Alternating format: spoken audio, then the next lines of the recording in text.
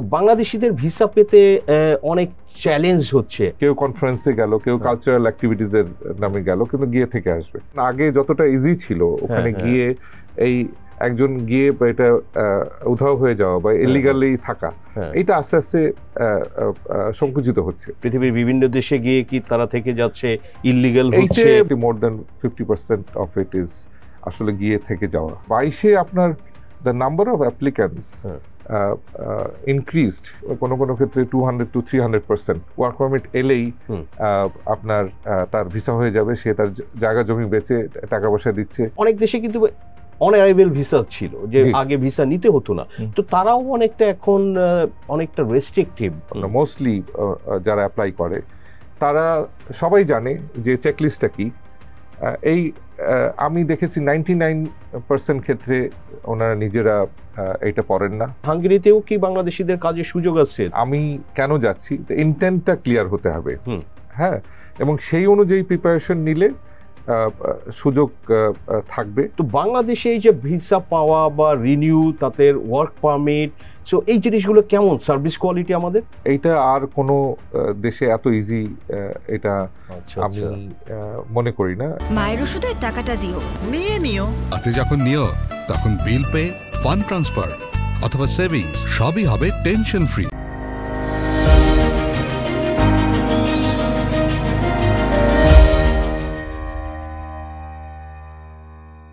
প্রিয় দর্শক, MTV presents TVS ডায়াসপোরাতে আপনাদের সবাইকে স্বাগতম। আমি সাজ্জাদুর রহমান আছি আপনাদের সঙ্গে আজকে আলোচনায়। দর্শক, আমরা টিভিএস ডায়াসপোরাতে আমরা সব সময় যেটা এনেছি যে এই সেক্টরের লোকজনকে বা আমাদের বাংলাদেশি যারা পৃথিবীর বিভিন্ন দেশে কাজ করেন, রিপ্রেজেন্ট করেন বিভিন্ন লেভেলে, তাদের নিয়ে আলোচনা করি। তো আজকে আমাদের সঙ্গে গেস্ট হিসেবে যাকে আমরা পেয়েছি, মোখলেসুর রহমান তালুকদার লেনিন। উনি একটা এক্সপার্টাইজ আমরা যেটা সংক্ষেপে বলতে পারি যে ভিসা প্রসেসিং এই রকম একটা কাজের সঙ্গে উনি অনেক দিন জড়িত, সেটা আউটবাউন্ড ইনবাউন্ড বোথ ক্ষেত্রে। এবং উনি ব্যবস্থাপনা পরিচালক Beacon consultant limited, business development partner of VFS global. আমরা জানি ভিএফএস গ্লোবাল পৃথিবীর অনেক দেশেই এই ভিসা প্রসেসিং সার্ভিসটা কিন্তু দিয়ে থাকে পৃথিবীর বিভিন্ন দেশের ভিসার জন্য। এবং আরও একটি পরিচয় আছে, লেনিন ভাই হচ্ছে honorary consul of the Republic of Hungary for Chittagong. So আমরা ওনার অনেক কাজের অভিজ্ঞতা আছে। দর্শক, আমরা আলোচনা করব, বাট আসলে আমরা সম্প্রতি যেটা জানতে পারছি যে বাংলাদেশিদের কিন্তু আসলে পৃথিবীর বিভিন্ন দেশে ভিসা পেতে সমস্যা হচ্ছে। তো আমরা এটা নিয়ে আলোচনা করব এবং ফোকাসটা আমাদের এটার উপরে থাকবে এবং আপনাদের সঙ্গে শেয়ার করব। লেনিন ভাই, আপনাকে স্বাগতম টিভিএসে। অনেক ধন্যবাদ সাজ্জাদ ভাই, আমি এখানে আসতে পেরে অত্যন্ত আনন্দিত। আমি thank you for joining us. ভাই, আমরা শুরু করতে চাই। এই যে ভিসা পেতে আমরা দেখছি যে আপনার মিডল ইস্টের দেশগুলো, আপনি মালয়েশিয়া বা Europe, even Thailand, Vietnam, so বাংলাদেশিদের ভিসা পেতে অনেক চ্যালেঞ্জ হচ্ছে। এই ডিফিকাল্টিসটা আসলে কেন হচ্ছে? আমাদের পাসপোর্টের মান কি কমে গেল সাডেনলি? এই ভিসা পাওয়াটা কিন্তু একটা জার্নি মতো আর কি। আপনার এই বাংলাদেশে আপনাকে একটু এক্সপ্লেইন করি।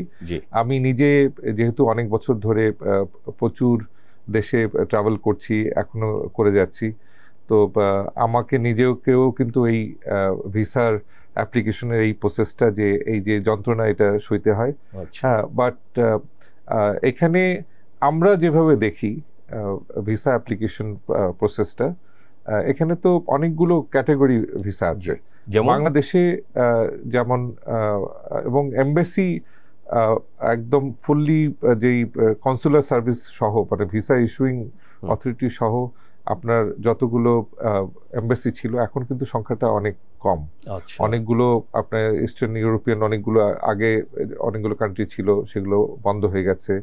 পরে এগুলো যেমন যদি বলেন, আপনার আগে যেমন ধরেন যে বুলগেরিয়া ছিল, রোমানিয়ার এমবাসি ছিল একটা সময়। আপনি যখন এই জার্নিটা শুরু হলো, তা আমাদের বাইরে যাওয়ার এই স্টোরিটা কিন্তু আপনার 60s থেকেই শুরু, ওইভাবে পাসপোর্ট নিয়ে। তার আগে সিলেটি বা ওই খালাসি হয়ে বা অন্য চাটগাঁয়েরাও ওই অনেক আগেই ওদিকে সারা পৃথিবীতেই বিভিন্ন জায়গায় ছড়িয়ে ছিটিয়ে গেছেন।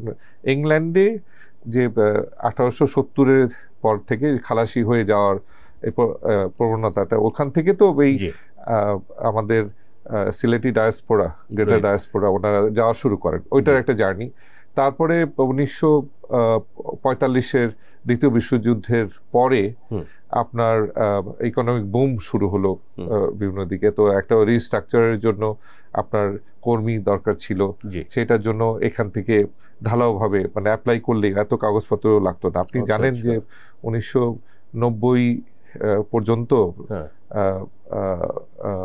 এই ভিসা অ্যাপ্লাই করতে কিন্তু খুব ডিফিকাল্টিস কিছু ছিল না। আপনি অ্যাপ্লিকেশনটা ফিল আপ করবেন, সকালে অ্যাপ্লাই করলে কিছু জায়গায় বিকেলে দিয়ে দেবে, হ্যাঁ, এবং 2-3 দিনের মধ্যে দিয়ে দেবে। কিন্তু এই যে নাম্বারটা আমার, because of our shear number, আমাদের পপুলেশন এবং ইকোনমিক আনসার্টেনিটিস, সবাই তো এখানে ওই আমাদের লোকজন, আমি যেমন আমার ডিস্ট্রিক্ট হলো মাদারীপুর, আমি বলি economic activities are very limited. এখানে এদের একটা বিশাল অংশ, তারা সবাই ইটালি যেতে চায় বা ইউরোপ যেতে চায়, আছে, এবং ওই মাদারীপুর ফরিদপুরে আপনি দেখবেন। তো এদেরকে আমি খুব ক্লোজলি দেখলাম যে এই যে যাওয়ার অদম্য ইচ্ছা, কিন্তু সেটার জন্য যে এটা হলো মূলত ওখানে গিয়ে কাজ করবে বা একটা, এবং Italy amongst the Schengen countries অনেক lenient, ইউকেও কিন্তু আগে বেশ lenient ছিল, ভিসা অ্যাপ্লিকেশন ডিসিশন গুলো এখানে হতো, এখান থেকে ইন্ডিয়া থেকে চলে গেছে।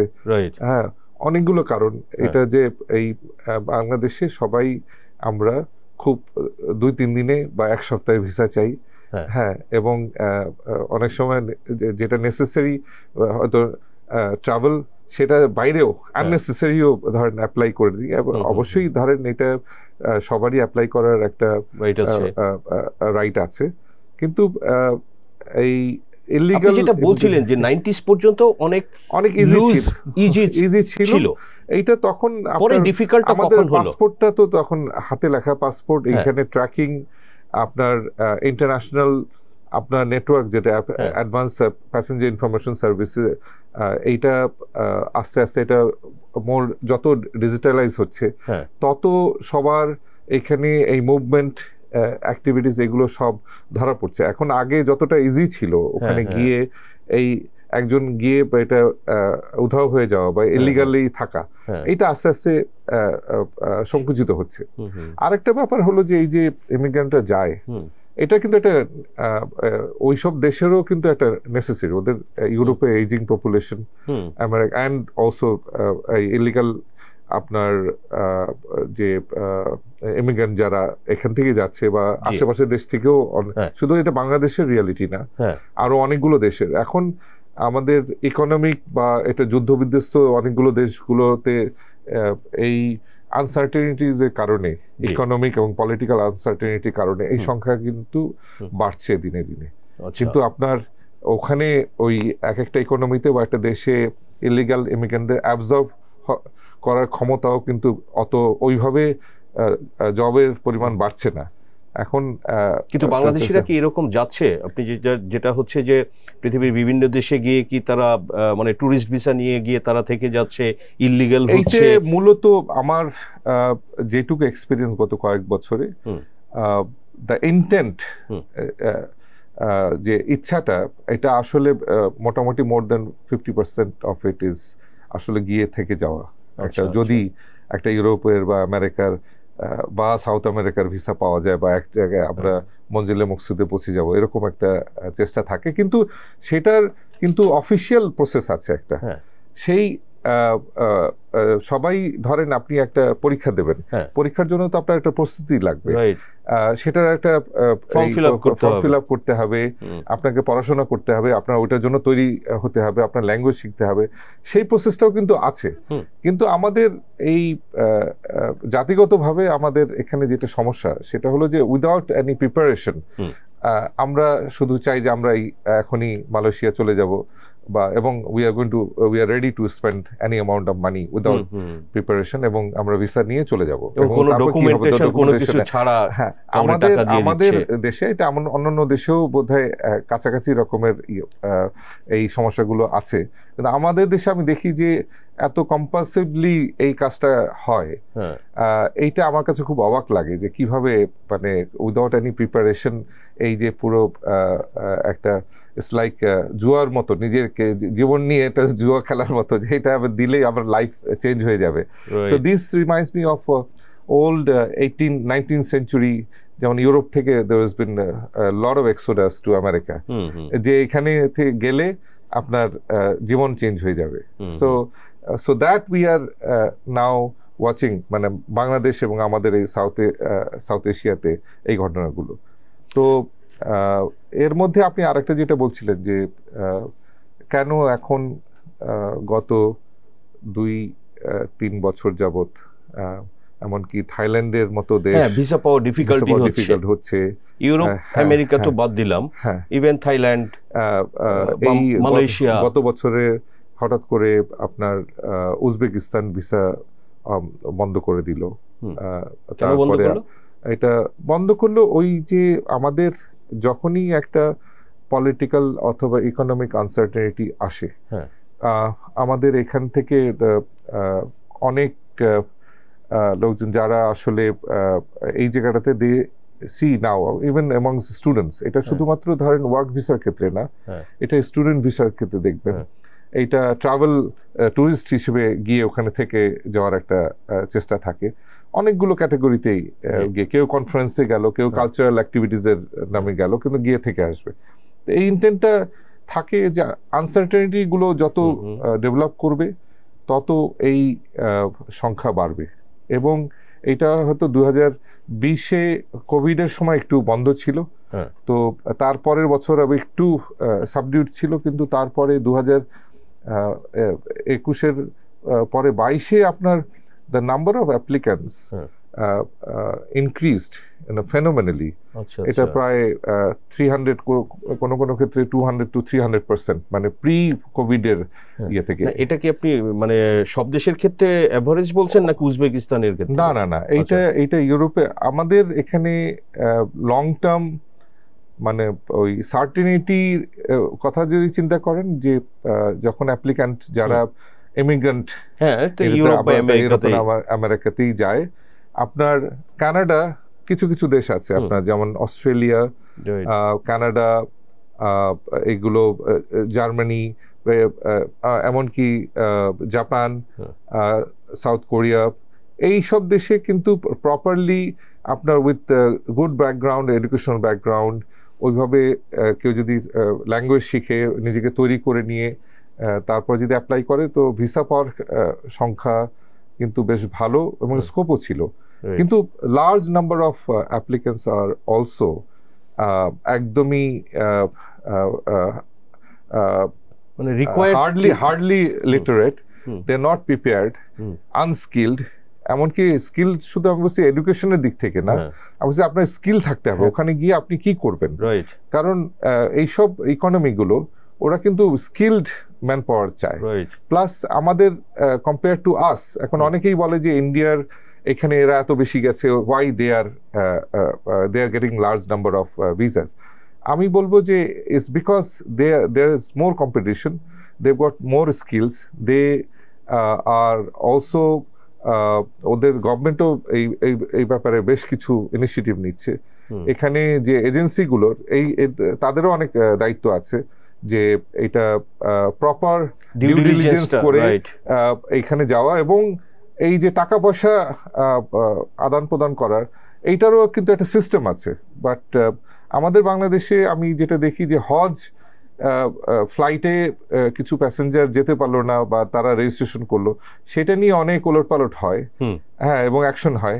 কিন্তু এই ক্ষেত্রে একটু রেস্ট্রেইন ল আছে, সব বলছে প্রবাসী কল্যাণ মন্ত্রণালয় এটা সবকিছু ওয়াচ করতে চাচ্ছে, ওনারা B2Bর সাথে যোগাযোগ করতে যাচ্ছেন অ্যাপের মাধ্যমে, আপনি জানেন সবকিছু। কিন্তু এইটা is not effective because you don't see the মানে এইখানে কোনো প্ল্যাটফর্ম নাই সরকারি লেভেলে বা অথবা বেসরকারি লেভেলে এই গ্রিভেন্সেস গুলো, যেটা এই কারা এই যে যারা ইমিগ্রেন্ট যারা বাইরে যাচ্ছে, ডায়াসপোরা যারা গেছে অথবা যেতে চাচ্ছে, তারা তাদের এক্সপিরিয়েন্স গুলো কি, এইটা আমরা কিন্তু খুব ভাষা আমরা জানার চেষ্টা করছি। এখানে আইএলও বা এখানে বেশ কিছু এনজিও আছে। বাংলাদেশের রেপুটেশন তো নষ্ট হচ্ছে যখন গিয়ে বাংলাদেশিরা এভাবে কিন্তু থেকে যাচ্ছে।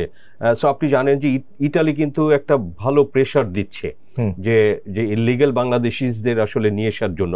তো আমরা ইউরোপের বিষয়টা জানি যে ইউরোপে অনেক দিন ধরেই একটু রেস্ট্রিকশন আছে ভিসার ক্ষেত্রে, অনেক টাইট, যেটা একসময় অনেক সহজ ছিল, আপনি অ্যাপয়েন্টমেন্টই পাবেন না, রাইট। আপনি কিন্তু ধরেন যে আমরা এই যেটা থাইল্যান্ডের কথা বলছিলেন, আপনি ইন্দোনেশিয়া বা ভিয়েতনাম এই রকম দেশে, শ্রীলঙ্কা, তো সব জায়গাতে, মালয়েশিয়া, তো অনেক দেশে কিন্তু অন অ্যারাইভেল ভিসা ছিল, যে আগে ভিসা নিতে হতো না।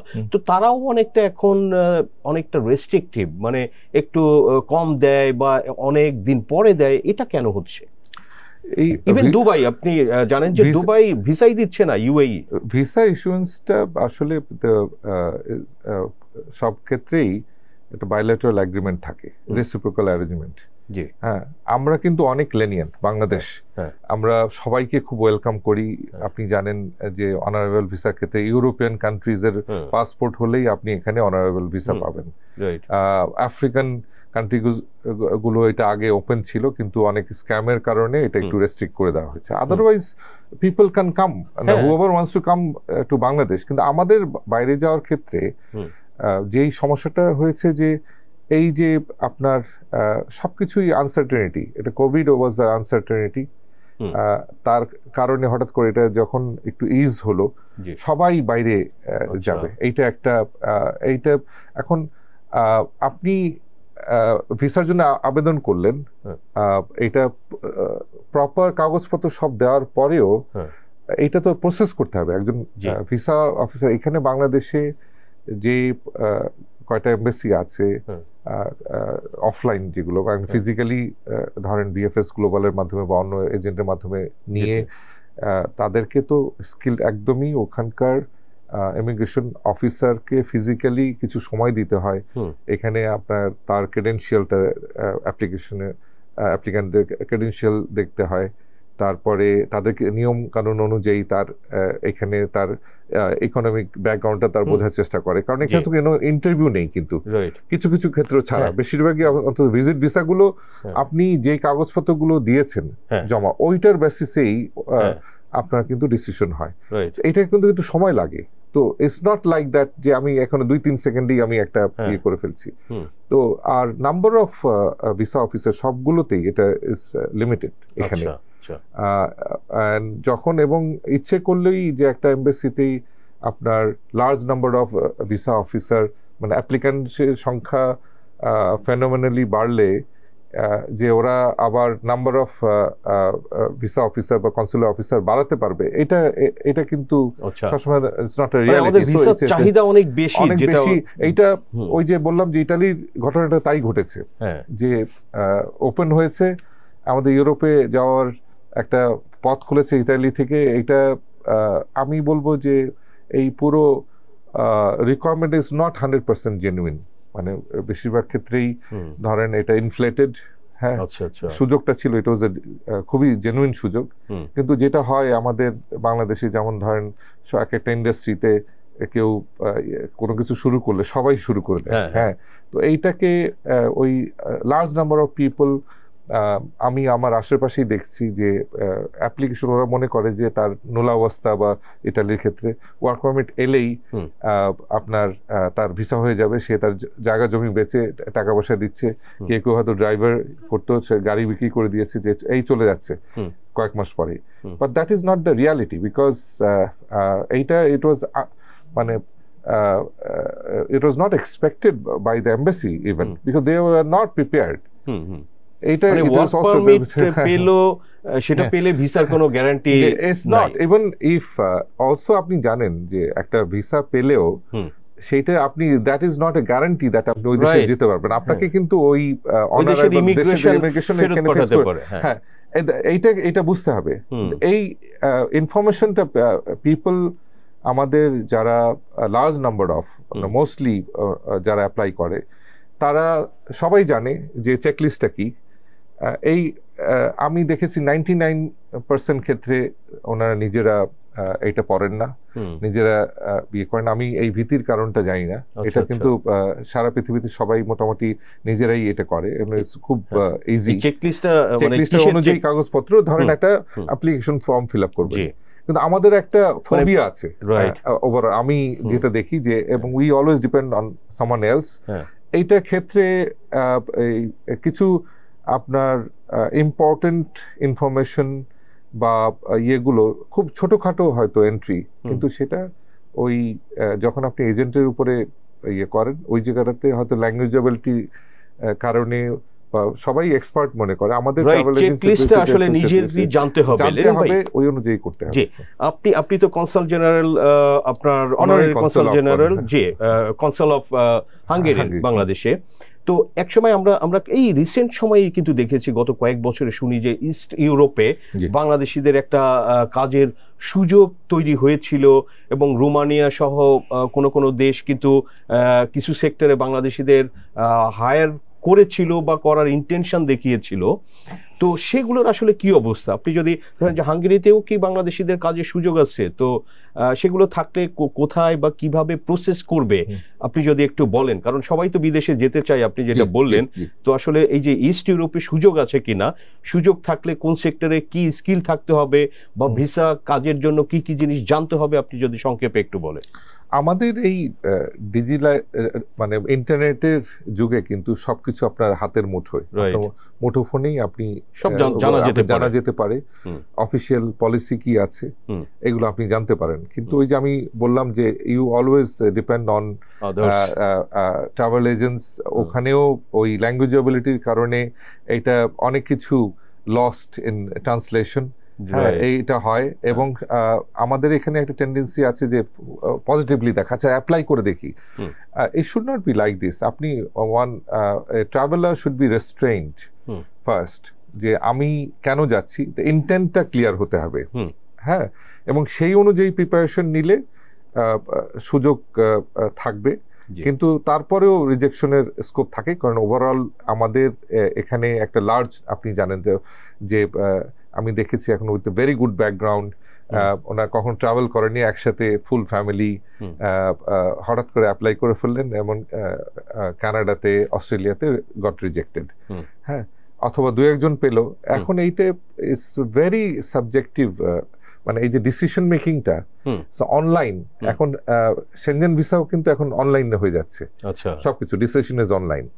সো আপনাকে আপনার পেপারস এবং ইনফরমেশন, এই ফর্স ডকুমেন্ট এটা দেওয়ার মানে একটা প্রবণতা কিন্তু থাকে এখানে, এবং এগুলোর কারণে আপনার এই চেকিং এর সময়টা বেশি লাগে, এবং এই রিজেকশন গুলো অনেক সময় হয়, এটা দেখেই বোঝা যায়। কিন্তু এইটা একটা বড় কারণ।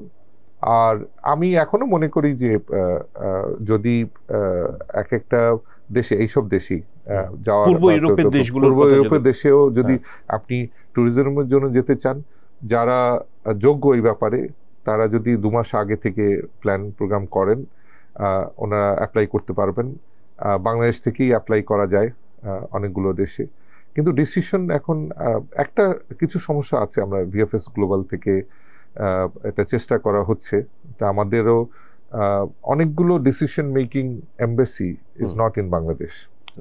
আমরা অ্যাপ্লাই করতে পারছি এখানে, applications R send there.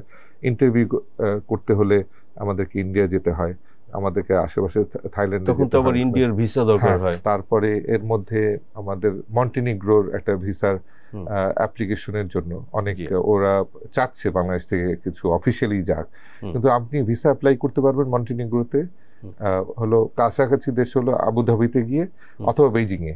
So both the countries, আবুধাবিতে আপনি ভিসা পাবেন না, আর বেইজিং এও আপনার for normal person is very difficult.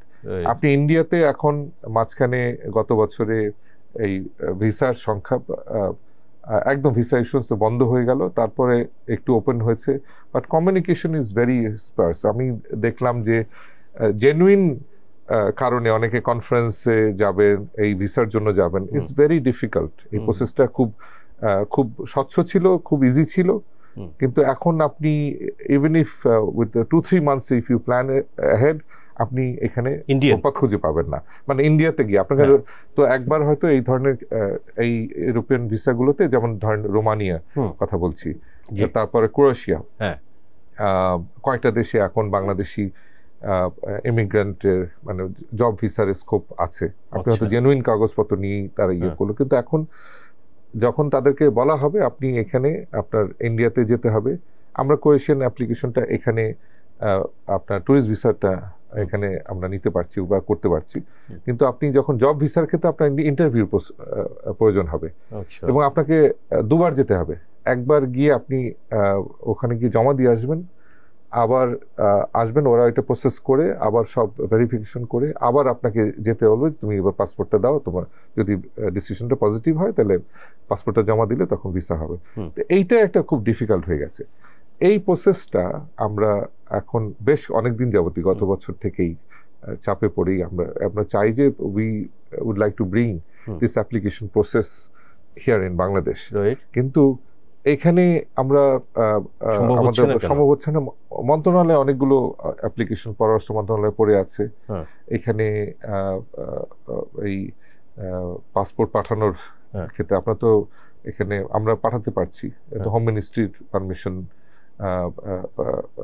লাগে এই জায়গাতে। এইখানেও বেশ কিছু মিসআন্ডারস্ট্যান্ডিং আছে। তো এই আমাদের সরকার যদি এটা সহযোগিতা করে এবং আমাদের মিশনগুলো খুবই উইলিং, কারণ ওনারা এই প্রবলেমগুলো ফেস করেন, ওখানে গিয়ে লার্জ নাম্বার অফ পিপল ওখানে গিয়ে পথ পায় না। তো ওনারা, আমরাও চাচ্ছি। মিসআন্ডারস্ট্যান্ডিংটা হলো যে এখানে চান যে সবগুলো অফিসিয়ালি একদম টপ ইয়ে থেকে বা পররাষ্ট্র মন্ত্রণালয়ের ইচ্ছে যে ওই অ্যাপ্লিকেশন প্রসেসটা এটা বাংলাদেশে আসুক, বাট এই নিয়ে আসার প্রসেসটা ইজ নট সো ইজি। এটা তো ওই দেশের, এটা ডিসিশনই কিন্তু আপনার কনসার্ন কান্ট্রির ওদের ইমিগ্রেশন অথরিটি। এইটা একটা লম্বা প্রসেস, এটা ওভারনাইট হয় না। আমাদের এই আমাদের সরকারের উদ্যোগ নিতে হবে, আমাদের সরকারের, আমাদের পররাষ্ট্র মন্ত্রণালয়ের, এবং এটা যথেষ্ট উদ্যোগ আছে। আমি ওনাদের সাথে খুব ক্লোজলি কাজ করছি, প্রচুর সাপোর্ট পাচ্ছি, কিন্তু প্রসেসটাই একটু স্লো। বাট আমি আশা করছি যে অনেকগুলো যেই দেশগুলো এখনো ওখানে আছে, লার্জ নাম্বার অফ অ্যাপ্লিকেশনগুলো এখানে চলে আসবে। এখানে হলে অ্যাটলিস্ট আপনি জমা দিলেন, ওইটা কাগজপত্রগুলো এখানে ভেরিফাই করলো। VFS is like a post box. আমাকে অনেকে মনে করে যে এখানে VFS is going to issue visa বা সবকিছু কাগজপত্র দেখছে। ভিএফএস অনলি আপনার ওই কনসার্ন ইমিগ্রেশন অথরিটি কান্ট্রি বা ওদের মিশন, তাদের ডিরেক্টিভ অনুযায়ী এগুলো চেক করে এদের পক্ষে যতটুকু সম্ভব এই চেকলিস্ট অনুযায়ী কাগজপত্র দিয়ে এটা পাঠিয়ে দিচ্ছে। That's what VFS does. এখন ভিসা ইস্যুয়েন্সে যদি দেরি হয়, এইটা কিন্তু ভিএফএস এর উপরে বা এটা কিন্তু বলাও হয়, কিন্তু ব্যাপারটা হচ্ছে যে আমাদের কিছু কিছু এই যে ওয়ার্ক ভিসার ক্ষেত্রে এই সময়টা হয়তো 3 মাসের জায়গায় 6 মাস হয়ে যায়, 1 বছর 1.5 বছর। তখন আমাদের এই ভাই বারাদার যারা এই যে জমি জমা বিক্রি করে যেতে চায়, এক্স্যাক্টলি, আপনি তো মানে আমরা তো এই যে কুইক ভিসা চাই কেন, আপনি তো রাইটলি বলেছেন যে চেক লিস্টটা জানতে হবে। লেনিন ভাই, আমরা লাস্ট কোশ্চেন, আলোচনা আমাদের অনেক দীর্ঘায়িত হচ্ছে, তারপরে আমরা একটা কোশ্চেন করতে চাই, একটু সংক্ষেপে বলবেন যে আপনি তো ওই যে ইনবাউন্ড যারা ফরেনার বাংলাদেশে আসে বিভিন্ন কাজের বা ইনভেস্টমেন্ট নিয়ে, আপনি তাদের সার্ভিসের সঙ্গেও জড়িত অনেক বছর ধরে।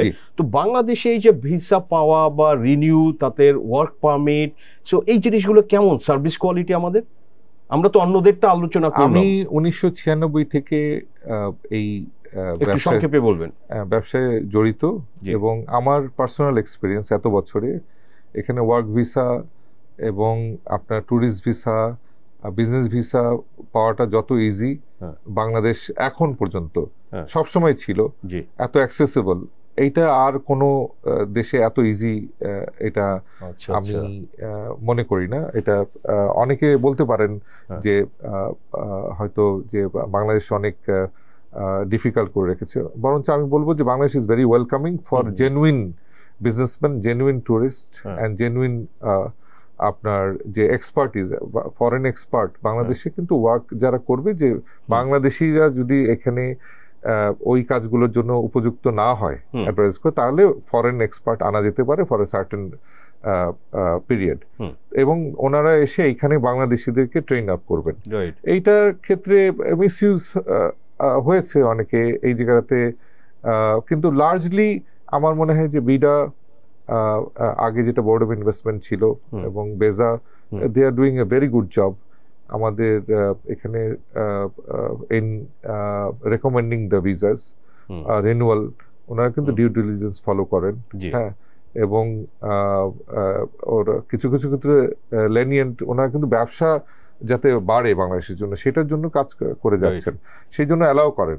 কিন্তু ব্যাপারটা হচ্ছে যে এটা অন্যান্য দেশে আপনি যদি এই ভিসাগুলো নিতে চান, ওটা যতটা ডিফিকাল্ট, এইটা ততটা ইজি বাংলাদেশে আসার জন্য এখন পর্যন্ত। তো সেটাই আমরা আসলে আমাদের এই আলোচনার মাধ্যমে সেটা আমাদের দর্শকরা এটা বুঝতে পারবেন যে আসলে বাংলাদেশিদের ভিসা আমাদের জন্য কত ডিফিকাল্টি, অথচ বাংলাদেশে কিন্তু সেটা অনেক সহজ। সেটার হয়তো কারণ আছে, ইকোনমিক কারণও আছে, আমাদের অনেক লোক তো বাইরে যেতে চায়, এখানে মেবি এমপ্লয়মেন্টের একটা অভাব আছে, সবকিছু মিলে আসলে এগুলো।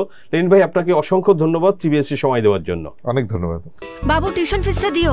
নিও। হাতে যখন নিও তখন বিল পে, ফান্ড ট্রান্সফার অথবা সেভিংস সবই হবে টেনশন ফ্রি। দর্শক, আমরা আলোচনা করলাম আসলে এই যে ভিসা পাওয়ার যে জটিলতাটা সম্প্রতি আগেও ছিল, বাট সম্প্রতি এটা অনেক বেড়েছে।